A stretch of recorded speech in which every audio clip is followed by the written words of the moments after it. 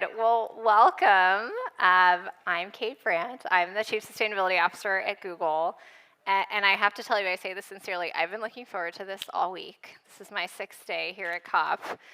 Yes, absolutely. And let's give and I know our how many engagements you have, so that really is an honor. Yes. Because No, and I have to say, you know, I get to interact with a lot of people. A lot of the work that we do at Google is thinking about how can information and innovation unlock progress on climate action. But also, I am so inspired by the work of these creators in particular, but really our whole creator community on YouTube, who are making such incredible content, using their voices, bringing insights from communities around the world, and also not only helping us understand the problem, which we know is large, we know we're not on track to where we need to be, but also the solutions. And that's what I so appreciate about the approach that you're all taking, which I know we're going to talk about a lot more during this session.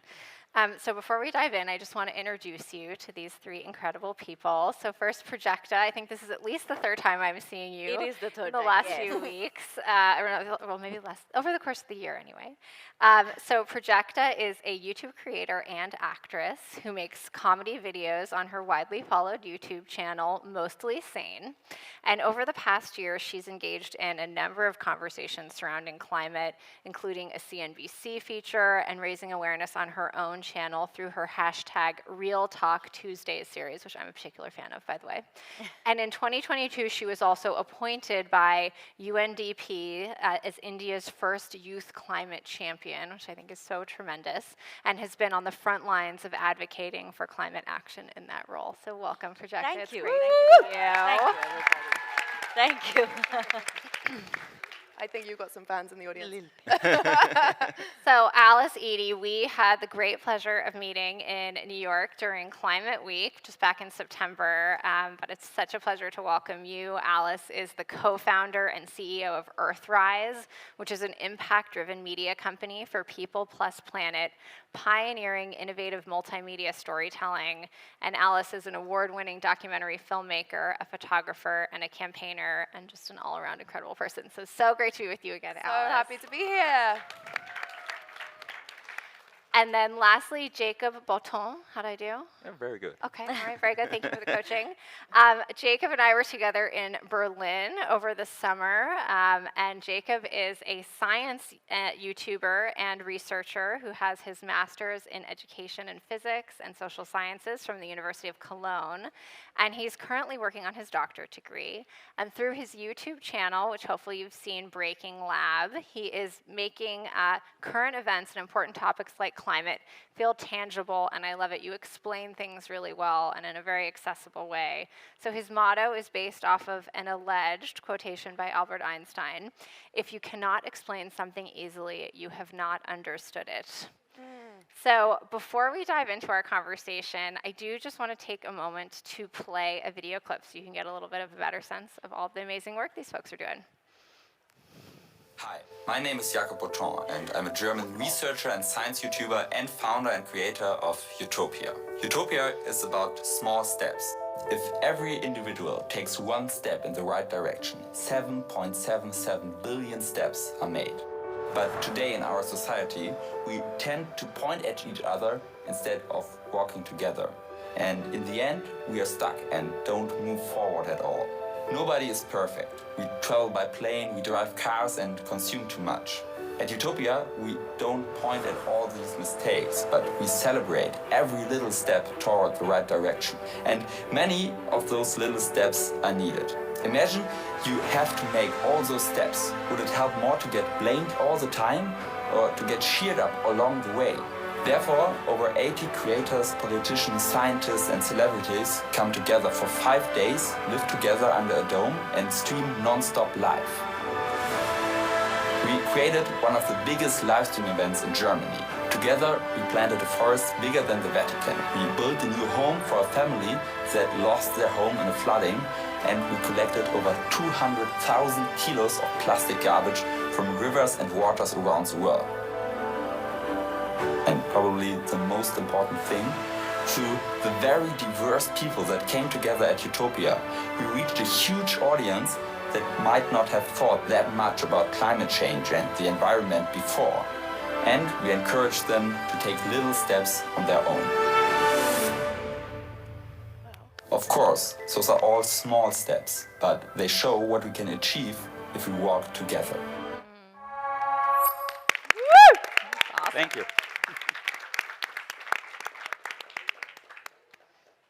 All right, here we go. At the second Indigenous Women's March. The big problems that we face today is the number of people who have no connection with the natural world. People need to know we are part of the natural world. We actually aren't separated from it. And that's why storytelling is important.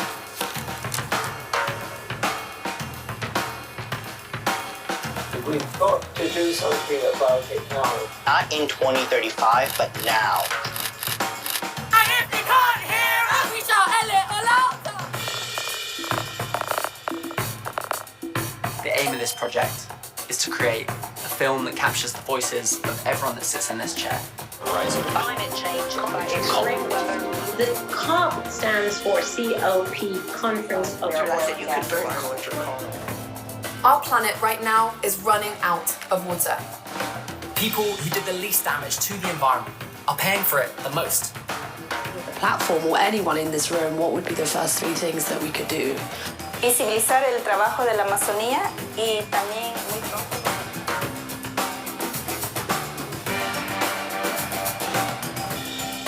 ¿Te puedes imaginar que solo 100 seconds and why they matter.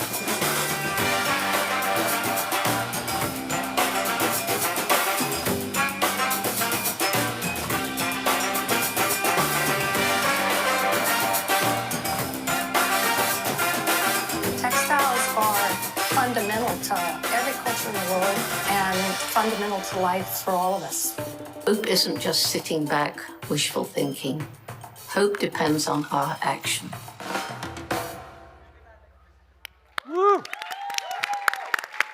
I've watched that so many times, and I still find myself my. I know, I like that. You're like, I'm just worried that my video is going to follow that. Stop it. Hi guys, what's up? Thank you so much for watching. There you are. Now we're going to talk about biodiversity. We're going to talk about sustainable ecotourism.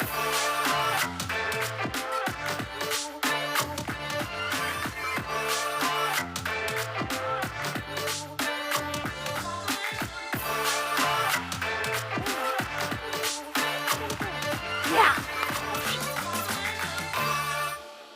That's it.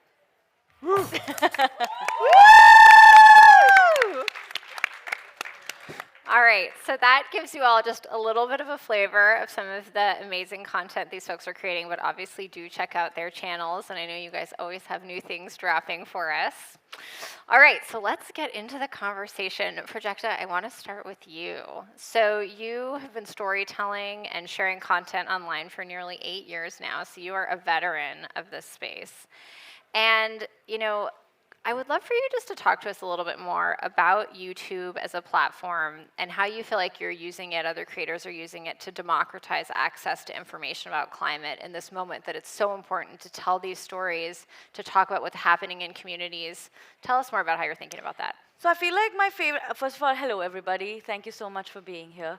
One of my favorite things about YouTube as a platform is just how organically conversations kind of just flow through. I'll be honest with you, when I started making content, I did not start with wanting to have an impact or bring a change. I just wanted to upload comedy content that I was writing. I didn't know better. I was 21 when I was starting. I'd just been fired from a job that I wasn't good at, so in all fairness, thank God. I didn't start at all with these dreams. I never thought I'd be at COP, or I never thought we'd meet at Anga last month, and it wasn't something that I thought. I found a community, and I think that was the biggest upside to being a creator. I found a community in 2017. I realized that when I speak to people through my channels, they're actually speaking back. It's a conversation. It's the circles closing. It's not just usernames sitting in their houses. These are people attached who are willing to open up and share. The conversation started with mental health and body positivity, and then eventually kind of dominoed into a bunch of different things that YouTube had a huge role to play in, not just as a platform, but also as a very strong cheerleader for a creator like me. I remember the first time in 2019 when I got an email from YouTube saying, hey, we're making a YouTube Originals documentary with Michelle Obama. Do you want to be a part of it? And I was like, what are these rhetorical questions you're asking me? What were you expecting me to say? Then, no, I'm busy. I have to get my nails done. I can't. So I was very surprised that YouTube thought of me. We're a huge country. We are a lot of people. We are a lot of creators. The digital economy in India is booming. We're the biggest market in the world right now. So the fact that YouTube has kind of given me not just a platform, but also like an extended microphone. You know, you're making your conversations here, but also like here, you can make them here, and you can go to COP, and you can go to Davos, and you can go to the UN General Assembly Week. And I just feel like that kind of empowerment just amplifies the messaging so much more. So I'm very grateful. The storytelling, I guess we felt wasn't, I mean, there were loads of problems with it, right? There wasn't enough human stories. It wasn't hope-filled and solutions-driven. I think there was a lot of activism. We had, you know, me and the two co-founders had found ourselves out on the streets protesting. We were terrified. We were frustrated. We wanted to sort of shake people and say, wake up, a climate crisis is happening. But we knew that the storytelling could be better, and we wanted to set up Earthrise as a kind of aspirational brand that used good design. You know, I always felt our mission was like, I would see amazing music videos, I would see amazing fiction films, and we wanted to harness those tools and bring them to real storytelling with impact. And that was a big impetus to set up Earthrise. I've totally forgotten your question. I've gone on such a... It was just more really like in this moment of both, we're hearing so much bad news all the time, but we're also seeing more solutions. Like, what's your way in? What's working that's breaking through for you? Yeah, well, fear is not working, and we know that statistically. So you're much more like, what we try to do is bring people on a journey with us. I think that is a dance with every piece of content, and we do the super short form to the documentary, to the explainer, to the much longer film. We are dancing a dance of sharing how urgent and critical the situation that we're in is, whilst not making people feel patronized or feeling like they're having it shoved down their throat. We are trying to be solutions and optimistic. I think we haven't, as a movement, and we see ourselves as, you know, a part of the climate movement, we have spent not enough time talking about the opportunity here to build a better world, fairer and greener in every way, rather than just talk about the sacrifice that needs to happen. And solutions exist. I mean, you will hear them here. Solutions are there. We need to get better at the storytelling piece. And that, for us, is where we think we can shape the values we live by and the culture that we live in, which ultimately leads to better business, better leadership, better policy, and better system. Absolutely. So Jacob, let's turn to you. I love that quote at the outset that I know inspires you in terms of the importance of explaining science, of breaking it down, of making it relatable. And I've watched a lot of your videos, and I think you do a really excellent job of that. And I know you're also a researcher yourself. You're studying for your PhD right now. So how are you thinking about this? What are the tools that you're using to break down science, to make it explainable, and again, to motivate people, to use it as a motivational tool? Yes, I mean, science is part of the solution we are all looking for. And Alice is totally right, you need storytelling. And I mean, I studied physics, and I know a lot of people who are in physics, so to be honest, they are not that good in storytelling oftentimes. Probably you have seen it in school. Sometimes it's a little bit hard to explain things so you understand it, but it's so important because we need the science to have all those solutions, and we need to understand it, but because when we don't understand the science behind the solutions and the problem, how should we solve it? People can tell us everything. So I think that's the point. You have to have good storytelling, and you have to understand the science, so if you combine that, you can show people solutions, and that will get them excited. So often I see people who say to me, oh, in school I didn't like physics or chemistry or so. Then they say, but I found your channel and then I got interested in it. And that's so nice. And I want to share one little story because I was at an event like some weeks ago. And then there was this old man, and my audience is younger. And he came like, I don't have a question, but I want to tell you something. My son, who was never interested in science, saw your channel, and now he is studying engineering for sustainability. And that was so nice, because I think that's what we need. We need the storytelling to get the people into science, and then they can use the science to solve those big problems we have, because for me, science is the answer.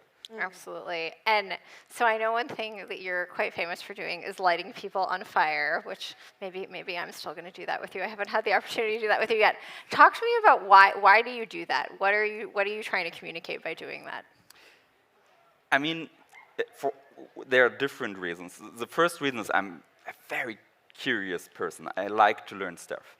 And then when it comes to sustainability, I have the feeling that there's a need to, because like Alice said, we hear all those bad news, but often we are not talking about the solutions, because often those solutions are a little bit complex, but there are ways to communicate them. And maybe the event you have shown in the video, it's called Utopia. It's a live stream we do with the most famous creators of Germany. And the idea was behind it, I get people together who are not into science, who are not known for standing for the topic of sustainability, and bring them together to learn with them.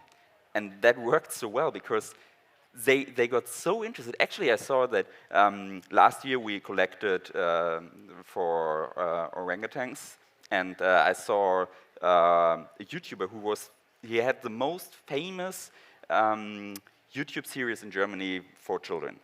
And he changed his content completely after Utopia. And now he's in Indonesia, and he's helping to get this orangutans back into the forest. And I thought, that's so amazing, because I have the chance to bring the people together, give them some information so they learn where we have needs, what we have to do, and then they can do their work. Because, I mean, I'm not so extrovert, so it's good if I may help people, and then they are there to bring the message to the people. So yeah, that's my way, and I think it really it's so nice, and it's giving me so much, because it's such so many good feelings. First thing I realized was that even when there are solutions, I feel like the lack of awareness of these solutions is where the problem really And that's lies. what I love about what you're doing, that you're uncovering these local solutions that are working, that are creating greater resilience, and then creating a platform so you can get the word out about it. Because most of them are extremely easy and adaptable. Most of these, and if you give the right training, these are very hardworking people everywhere across my country. We have people who get up every day, work hard, everywhere, not just mine. But I'm just saying that these are people who have adapted to change in climate. They've adapted to change in economies. They are people who have adapted in overall lifestyle change as time has gone. So obviously, it's easier for them to adapt to it, but the lack of information to these solutions is where the problem lies. And I've kind of realized that that is maybe where my space is, to kind of understand and amplify these stories a little more, because I 100% agree to what you said. With as much as facts are important, I feel like when you have to kind of make a more larger spread impact, a story might just do it easier. Absolutely. And just one other question for you. Another story that you did recently that I loved was about waste. So I know when we're at COP, we talk a lot about climate solutions like clean energy, obviously really important. There was an agreement recently where countries were committing to triple clean energy by 2030. But we also know waste is a huge issue. A third of food is wasted globally. Organic waste is leaching methane. What were a couple of the insights you got? You did some dumpster diving. You got into it and really tried to better understand our waste system and what we can do to change that. One of the first things I realized was that it's very easy for all of us to be in rooms like this and understand things that are being said. If we sit down and talk about, oh, the carbon footprint, or oh, this SDG, or that SDG, or this is the number, this 1.5 degree. Honestly, when you really go out and you meet these communities who are the most affected, they have absolutely no clue what this means. So one of the first things I realized was that communication and awareness actually has to start as simple as don't litter, or segregate your waste, or make sure you have a compost pit, make sure you don't use single-use plastics, make sure you don't go for hoarding more food than you actually need. And when I started speaking about it, I remember one of the first few conversations I had with the team was, I don't need to tell people not to litter. They know that. They really don't. Yeah. Because a lot of the times the communities on the coast that are affected the most, and that's what I learned at the beach cleanup, are not the people who are making the mess in the sea. Yeah. So I feel like it does not matter, and I mean, that's a gray space, but it doesn't matter how educated you are or what background you come from, what religion you come from, or what kind of upbringing you've had.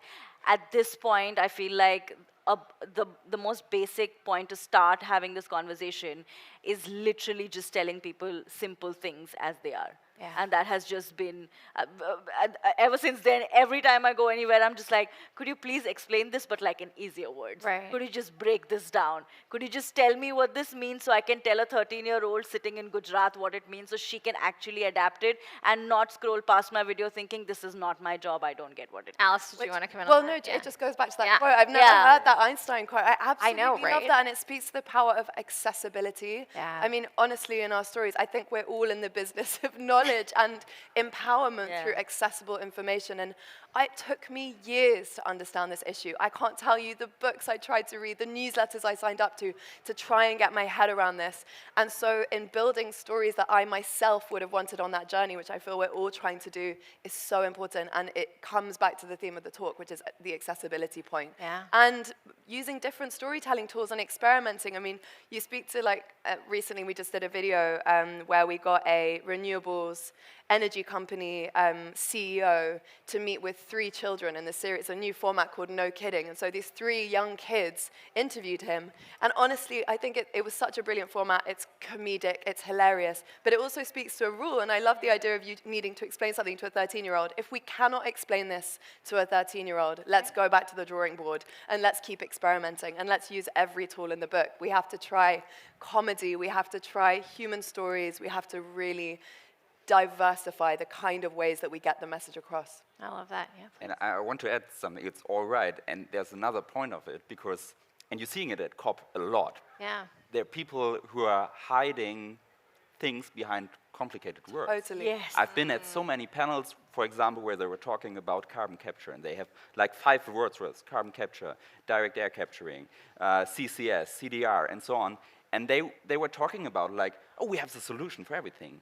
But if you understand the science behind it and understand how much energy it takes, 1/3 of the energy of a coal plant, for example, would be necessary to do carbon capture and storage to make it neutral. And they can do that because the people don't understand. I saw audience that are applauding for it, and I thought like, did you really understand what they are telling you about green oil? I heard the word green oil. So I think it's so important that you explain good stuff so people understand the potential of it, but also explain when people might try to trick you because they use very complicated words and science. And so that's why this is so important to make information accessible. Provide better opportunities, better solutions, and people will take them. Even if you're not going to win the moral argument, provide better alternatives. Exactly right. And happily, like a lot of those solutions are emerging. And so we need to be sharing those stories, which I know you're all doing. So Alice, you mentioned something a moment ago that hit on a theme I wanted to ask you about. So you mentioned this experience of bringing some young people to talk to the CEO of an energy company, I think you said. I want to see that video. I haven't seen that one yet. But something I know that you do in your work is you've now met with a lot of world leaders who are working on climate change. I know last time I saw you, we were in New York with Michael Regan, the administrator of the EPA. So you're talking with a lot of people who are in power, who are leading a lot of this work in political office at businesses, but you're also connecting with young people. And I know we have a lot of young people in the audience here with us today, and I think we've talked about this. I believe so strongly that young people have been a huge part of that we find ourselves today in a moment where people are paying attention to climate. I've had so many executives that I work with at other companies in the last several years come find me and say, you know, Kate, I wasn't really paying attention to this climate change thing, but my daughter, my son, my niece, my nephew, they're coming and they're talking to me about this, and now I'm listening. So I'm really passionate about this opportunity to bring together more people from the youth climate movement with leaders, and I see that's something that you're doing. Can you talk more about how you're thinking about that? How do we create more space for that? What are some places you've seen that working? My mind is exploding. So I'm buzzing still because I just got the chance to speak to Sylvia Earle. But we've also, in our remote studio, courtesy of YouTube, and thank you to Extreme Hangout, have a little Earthrise studio where we are interviewing so many different voices, frontline voices, world leaders, activists, and policymakers. We've also spoken to one of the youngest voices at COP this year. And so the intergenerational point is really important, that we speak to both, that all have a seat at the table. And one project that literally is my favorite, it was a YouTube original show that we did about 3 years ago, was called Seat at the Table. And it partnered, you would have seen a few clips from it. Some faces you will absolutely recognize, like David Attenborough and Jane Goodall, sort of epic veterans of this space, really elders to be respected, but we also spoke to frontline voices, and by partnering them on the same project, we kind of brought voices who would not normally get the opportunity and the platform with much more well-known voices. And I think bridge building like that is absolutely crucial. Everyone needs to be there. I think often there's a lot of pressure on young people that we're told we have to have all the solutions and that we kind of hold the answers. I think there's a balance between holding older generations to account to help us, but really the change needs to come by all of us working together. Yeah, no, that's fantastic. And if you could wave your magic wand, who would you like to bring together to like have that conversation between some youth voices and some business or political leaders right now? I mean, this may be way too British a reference, but like I think of someone like Maya Jama. Anyone know Maya Jama? No? Okay. So, yes! Great! But actually, I think one of the things we're thinking a lot more about is how do we bring to COP, but also more broadly to the climate conversation, mainstream voices at the heart of popular culture who are not climate experts. I think that's really where we're going to see incredible collaboration. And I would love to work with, talent who are at the heart of the music industry, heart of culture. We have to bring those voices into the conversation so it doesn't remain an echo chamber. I don't know if you guys, what your experience has been, but certainly when we started Earthrise, we thought, we're going to talk to people who are not already engaged with the issue, but we are talking to actually an incredibly engaged audience, which is amazing. But how can we push ourselves out of that echo chamber, engage new audiences who might know there's an issue, but don't know how to take action? We know that we may have won the battle against climate denial. The awareness the momentum is absolutely there in terms of understanding there's an issue. But, I spoke about that doomism point. I think it's really, we've kind of shifted from this era of denial into an era of doom. So if we can have radical collaboration that takes people on the journey, that harnesses the power of popular culture, I think we're going to be in a really, really good place. Yeah, absolutely. So, Jacob, I want to come back to you on the science. So that you shared a very interesting insight a moment ago on what you're seeing here and sort of people using scientific jargon to sort of mask the points that they're making. That was a very interesting insight. I also wanted to ask you, what do you feel like is the most misunderstood thing technically or scientifically about climate change? Like, what do you find yourself most often needing to explain to people that's a misconception or a misunderstanding? Good question. I would mention 2 points. Yeah. One is very easy. In Germany, when we're talking about energy transition, people always think like solar power is so expensive. It's the cheapest way to produce energy. And they're always talking about, coal is a cheap energy. It is not. It is definitely not. So that's the easy point. And the other point that's a little bit more complicated is this doomed thing that you are talking about, because that's also not a fact. Like, first of all, we're always talking about a situation that we're changing all the time. It's not like it will be that way. Not the world will not burn, but we have control on how fast the temperature rise is going to be. And if people understand that, they see that all the time with every decision we have chances. And there are tipping points. there are negative ones and also positive ones. And we still have the chances, the possibility to have so much impact on it. So yeah, that's very important, but sometimes a little bit complicated because there's so many things you have to talk about if you're talking about why we are not doomed, but still have to do so many things because it's getting worse if it's not. So that's a little bit complicated, but yeah. I think that's a big misunderstanding. And what you said is also about communication of climate change. It's very important that we are often at these events with the people who are already totally informed on the topic. And it is so important to bring those people together who are not into this topic. And I'm coming back to Utopia because that's the idea behind. We have people who never have done anything with sustainability, and there was this one nice moment because we are living there, we are sleeping there, we are living there for 5 days, and so we are also eating there, and we are eating vegan because here it has a positive impact on climate. And there was this guy who does survival content, and he loves meat. It was very hard for him, and then suddenly he tries oat milk for the first time. And he literally was like, oh, what is this? It's oat milk? Why have I never heard of it? And he was really excited because he thought it was so delicious. And I think these are the moments you need. And yes, that's something that we have to understand when we're storytelling climate change. We have to get to the people who are not already informed because we are often talking over and over again to the people who already know all the stuff. So Did our invitation get lost in the post or what? When is that happening next? Oh, actually, I have an idea. It sounds like you have some people who want to join you here.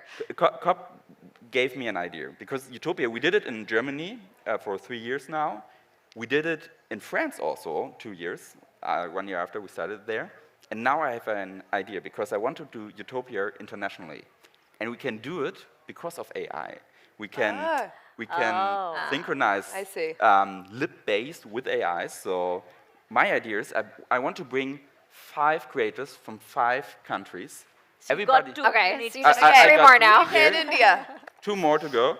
And everybody streams on their channel in their language because we can do that with AI. Right. And we're doing Utopia International because that's important and a very important message. We have to work together if we want to fight climate change because it's about all of us. And we only can solve it together. So here, that's my pitch. Maybe Google join on this. I like this. I like this. And just since you mentioned AI, a lot of what I've been here talking about at COP is a recent report that we published that looked at the potential of AI to accelerate climate solutions. When we actually found AI could lead to a 10% reduction in emissions globally by 2030 by accelerating the existing solutions we have. So I'm very excited about that opportunity space. But also at COP, we're talking about other scientific breakthroughs that we're seeing. You know, we've been hearing fusion is 30 years away for a long time, but it feels like maybe it might really be 20 years away or so. We're talking about advanced nuclear, green hydrogen. What are you seeing at the cutting edge of climate science that's getting you excited, especially here at COP maybe? All of what you mentioned. Yeah. Actually, yesterday I was invited to the UK to visit a facility that is working on fusion energy. We have one in Germany it's amazing. They're using lasers to do fusion energy. It's really exciting. But also, we have those in Dubai. They're building the biggest solar park of the world. I hadn't heard about it. I want to go there. It's incredible. And also, what you mentioned about AI. I think what AI is always so complex to communicate because it's abstract. But if you can see that AI, for example, can help you to reduce energy usage because you can predict when will we need energy, when we don't need energy, and you can make factories but also homes way more efficient.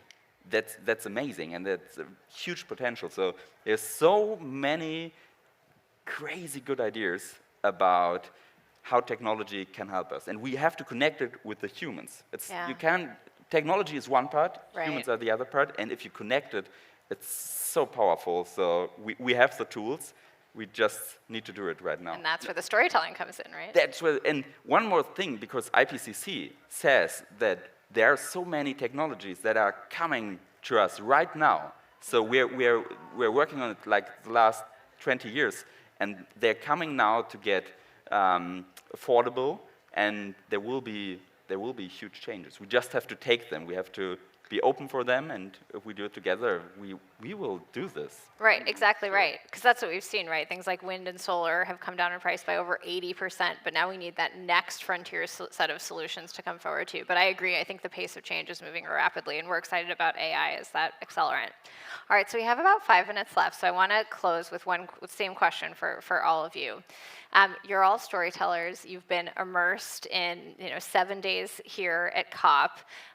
What's the story that you're excited to leave COP and tell? What surprised you? What new insight have you gotten? So Prajakta, let's start with you.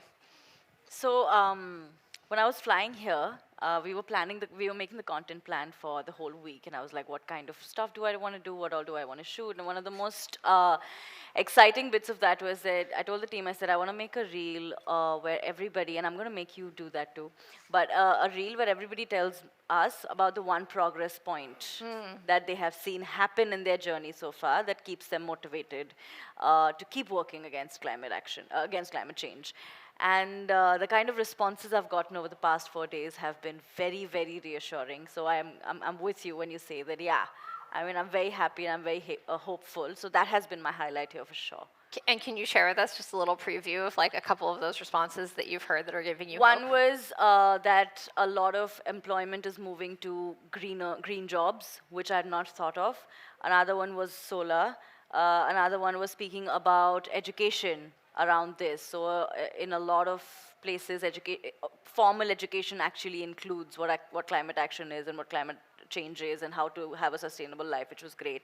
There's a couple more that I've... All right, I love it. I love it. All right, we'll look forward to seeing that once you make that video. Yeah. All right, Alice, what about you? What stories are you excited to tell when you leave Dubai? I mean, I love coming to COPs because I feel like I learn so much. Yeah, me too. I think there's probably 2 conversations. I mentioned speaking to Sylvia Earle, but I also got to speak to the NASA administrator who had, a few decades ago, had the opportunity to fly to space. And I got to share with him, oh my God, we named Earthrise based on the first ever photo taken of the Earth from space by an astronaut on the Apollo 8 mission. And it was said to sort of kickstart an environmental movement because for the first time, we got a sense of perspective on the planet as this vulnerable, fragile, floating blue dot. And so we named the company Earthrise, knowing that we felt, decades on, we were at a similar crossroads where urgent action was needed. Sylvia spoke not about space, but about being deep underwater and that shift in perspective. And I leave feeling genuinely really reinvigorated about the power of storytelling because it shifts your perspective. And the most important thing we need to change and to interrogate is our relationship with the planet, who we are, not that we are separate to nature, but that we are part of it. And I see and feel and know that there is a momentum and a sea change in the way that we see ourselves. I think we can credit the incredible indigenous communities that are here in a bigger presence than ever at these climate conferences and finally being given the space. You mentioned Elena Gualinga. I can only massively encourage you all to follow her work, an incredible indigenous activist from Ecuador. I've learned so much from those communities and to think about and challenge our own placement in the world. And then with that shift in perspective, ask ourselves, what is our role? I did the activism thing. I've done so many different things in my fear and terror about what was happening with climate change. And I think really thinking, okay, I'm passionate about storytelling. I always have been. However, you'll never, I could speak about it for hours, the power of the human story, the power of storytelling to move us, because we know this is a battle for hearts and minds. We know it's not facts alone that will move us. For me, that was storytelling. For each one of you, it may be something completely different. And I think thinking about finding your role, whether you're an artist, a scientist, a creative, you work within business, out, whatever it is, you have a role to be part of the conversation. And I always leave COP a little more focused on the mission ahead. I love that. Jacob, how about you? Hard to follow. Okay, I think I want to tell the story about all those projects on the world, like this fusion energy in UK, but also the solar park in Dubai. And I want to tell the story about these technologies because I think they give hope. But also I learned from my couple creators that I want to share the story of the people behind it. For example, this fusion energy thing, it's crazy. There's a PhD student, he was researching about those, I think they're called pistol crabs. They snap very fast and then they create plasma. And he used this idea from this animal for fusion energy. And that's an amazing story, and I want to tell this. And I want to tell more of these stories because they give me hope. And I think this international aspect is so important, so I want to spread this in Germany. Oh, wow, biomimicry for fusion energy. I love that. All right, I'm looking out for that story.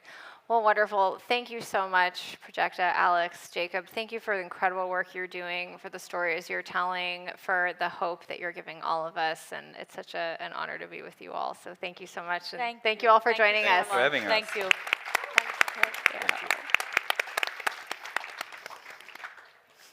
Okay. Do we have time? Do we have a minute or two? questions. Oh, good. All right. I didn't know that we got to turn to our audience. Well, wonderful. All right. Well, we have some microphones in the audience. Someone give me a sense of how much time we have for questions. How many questions can we take? Maybe 5 minutes? 5 minutes for questions? 15 minutes for questions. Oh, great. Okay, amazing. All right. Well, then wonderful. Please, anyone who has questions for our wonderful creators up here, right there in the back here, we have a microphone. Oh, right in front of you. Yeah, let's go back here first. The gentleman in the gray jacket. Okay, perfect. Hi, and just please introduce yourself. Tell us where you're coming from.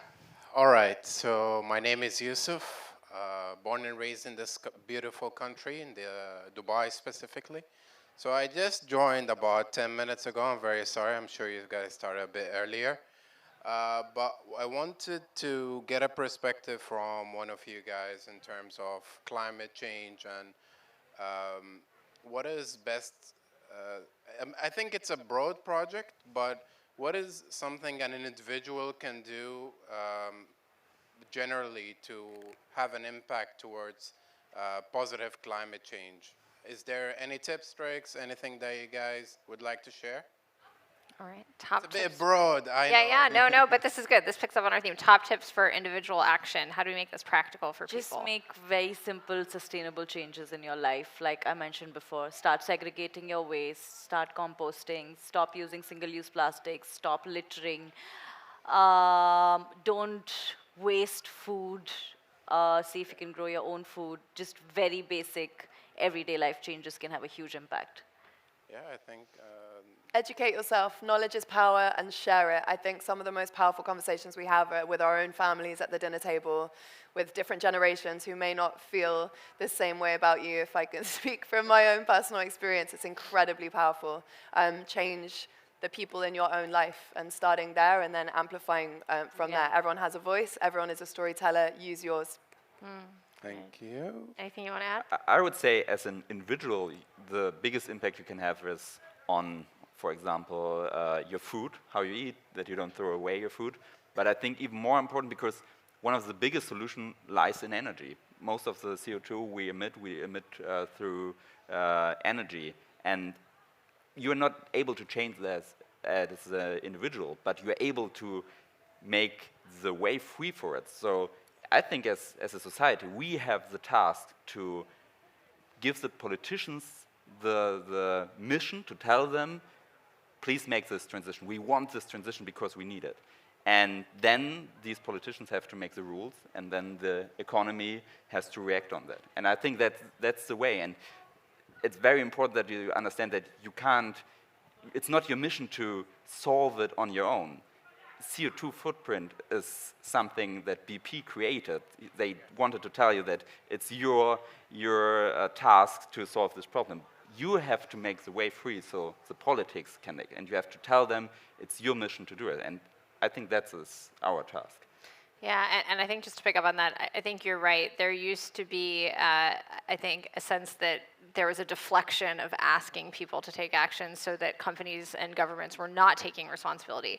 I feel like it's almost come full circle, though, that now, of course, we need more, but now that we've seen major policy agendas, we've seen a lot of action from business. What we also know, the IEA has a study that I read recently that says 55% of the emissions reductions that we need by 2050 are in some way connected to individual choice. So now we need to start that flywheel where it's not putting it on the individual because others aren't taking responsibility, but rather we all need to be taking responsibility, both asking that of our politicians and our businesses, but also then, to speak on behalf of our business for a moment, Google, what can we do through our business to give people sustainable solutions? So we think about that a lot. One thing we've seen is we like to look at Google Trends of what are people searching for around the world. And what we've seen is that searches are at all-time highs for all the things we've been talking about up here: solar energy, electric vehicles, thrift store shopping, and buying secondhand. So how do we put helpful information in the hands of people in that moment of decision when your air conditioner breaks and you're coming to Google trying to find someone to fix it? We want to make sure you also know that, hey, a heat pump might be an option for you. There might be a tax incentive in your area. Or when you're looking to buy your next car, you're seeing information about how much an EV might be able to save you. Or when you're looking to buy clothes online, you're seeing secondhand options next to the first run. So that's how we think about it. It's giving people that information in moments of decision so we can continue to accelerate that flywheel. And I would just, off the back of that, I think it's a really important point about individual action versus corporate and government action. It is absolutely a fallacy that it's individual action alone, and I think it's been so dangerous, this very successful marketing on BP and on behalf of others, to tell us that it's all our fault and we're totally individually responsible. And I think the particularly harmful thing about it is that people like us who then talk about the issue, we get massively criticized because we are, you've got on a flight to Dubai, you're a hypocrite, how could you? And of course, there is irony in everyone flying, but I personally don't want to see a world without COP, and you have to hope and pray that you have more good impact than not. But I think the best thing we can do is create spaces that are inviting rather than critical, stop pointing fingers at each other and realize that the forces that we're fighting are much bigger and they're over there rather than at each other sat in the audience here. Yeah. Thank you very much, guys. That was very brief. Appreciate it. Thank you. No, thanks for your question. I have another question right here. Or actually, all right, you want to come? Let's come here first. Behind, yes. Yeah, go ahead. And then we'll come to you. Thank you. So, this is my first time in Kuwait. I'm from the New York City area, and I'm blown away by the number of buildings, just the prosperity. The prosperity here that was not the case when I was growing up decades ago. Why would we do anything to deny such to still developing countries? I mean, clearly fossil fuel energy has brought prosperity to a place like, I said Kuwait, I meant United Arab Emirates, sorry. Why would we do things to deny the benefits of fossil fuels to developing countries that can prosper so much because of it? I mean, you have it all around us here. Why would we deny that? Yeah, I think it's important that we don't deny, where we are right now, Dubai has received, I think, disproportionate criticism. It receives a lot of criticism. It says, oh, this is a nation entirely built on oil wealth. Well, so is the UK, so is the US, and no one would bat an eyelid if we held COPs there. Having said that, we cannot have the present guided by the morality of yesterday, and it's an industry that is no longer fit for purpose, and it has to shift. Now, this is where the just transition comes in. We absolutely have to transition the economy. That is backed by science. Is it just to have a colonial, with all due respect, a colonialist mindset toward developing countries that do not have this prosperity that you and I have growing up? Why? That strikes me as a very kind of a new colonialism that we're imposing on people and denying them the prosperity that oil has brought. By the way, this doesn't suggest we don't continue energy research and better ways of doing things, but for the next generation, but it just seems that is not justice to me. But anyway, thank you. Developing countries should absolutely be aided in this transition, and that's where the just transition comes from. And that's where funds like loss and damage, yes, that was a massive win on the first day of COP. Still, it's only 10% of the funding that's needed. The developing low-income nations should absolutely be supported and not left behind. Thank you. All right, let's come over here. We had this gentleman here, and then we'll come to you over here.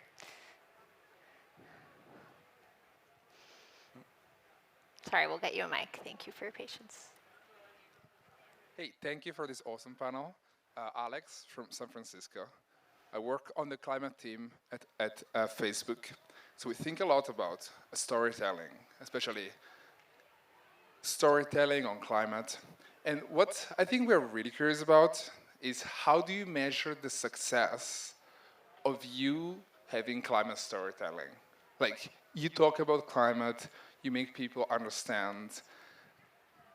Have you been thinking about if there is some way to like measure in some qualitative or quantitative way how much this storytelling actually influences people's behavior? And if you can even put like a CO2 price tag on it, I'll be very curious.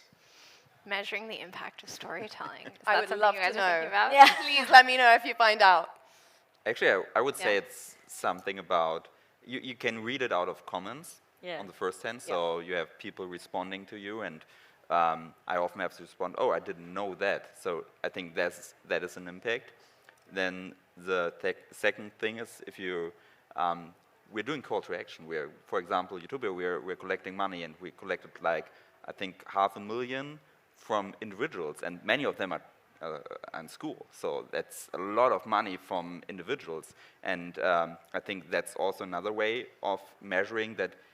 It's not measuring everything of it, but it shows that there is something happening, and we're reaching to the people, and they seem to be thinking that it's so important that they're taking the money they get as a pupil and thinking, oh, I should donate some of this money so we can plant trees, or we can collect garbage out of rivers. So this is an impact. And the third thing is we're talking to politicians. And when I started YouTube, at least in Germany, politicians actually didn't really talk to YouTubers because they talked to the big press. And now I talk, in Germany, we talk to almost everyone who's in charge. And now they're coming to us, so can we be part of it? We want to discuss it with the youth. So I think that's the third point that gives me the feeling, at least, that we're having an impact. I think oh, go ahead. We're talking about a fundraiser. Is that your second point? Actually, my usual content is just science videos, but once in a year for 5 days I do this live streaming event, and then we're doing fundraising for NGOs that are related to sustainability. So, yeah. So you got a fundraiser through your channel for climate NGOs? Yeah. Oh, interesting. Yes, yes.